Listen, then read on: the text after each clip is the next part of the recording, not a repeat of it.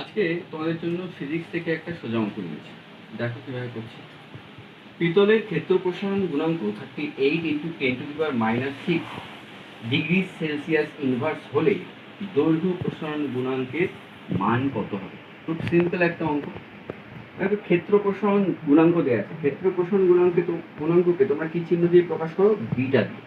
ঠিক আছে। আর যেটা বার করতে দিয়েছে দৈর্ঘ্য প্রসারণ গুণাঙ্ক, সেটাকে তোমরা কি দিয়ে প্রকাশ করো? আলফা দিয়ে। তো আলফা, বিটা আর একটা আছে গামা, যেটা হচ্ছে আয়তন প্রসারণ গুণাঙ্ক। তো এদের মধ্যে একটা রিলেশন আছে, যেই রিলেশন দিয়েও তোমাদের প্রশ্ন আসে যে ক্ষেত্র প্রসারণ গুণাঙ্ক, দৈর্ঘ্য প্রসারণ গুণাঙ্ক আর আয়তন প্রসারণ গুণাঙ্কের মধ্যে সম্পর্ক। সেটা হচ্ছে alpha is equal to beta by 2 is equal to gamma by 3। ঠিক আছে, এটা রিলেশন। এবার যেহেতু আমাদের আলফা বার করতে হবে, অর্থাৎ দৈর্ঘ্য প্রসারণ গুণাঙ্ক বার করতে হবে, তাহলে লিখবো অতএব আলফা ইজ ইকুয়াল টু বিটার মান কত? বিটা হচ্ছে তোমার ক্ষেত্র প্রসারণ গুণাঙ্ক, যার মান দেয়া আছে 38 ইন্টু 10⁻⁻6, ওকে, বাই 2।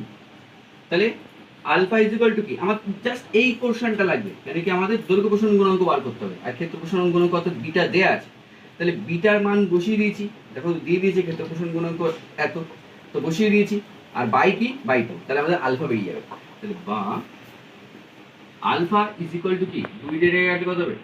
19।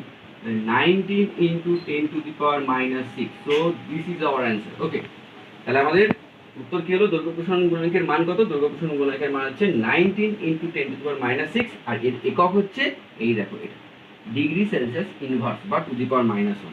ওকে, তো একটা খুব সোজা অঙ্ক ছিল, পরীক্ষায় তোমাদের আসে। এবং এইটা শুধু না, এই অঙ্কটা না, এটাও কিন্তু আসে, আলফা, বিটা এবং গামার মধ্যে সম্পর্কও আসে।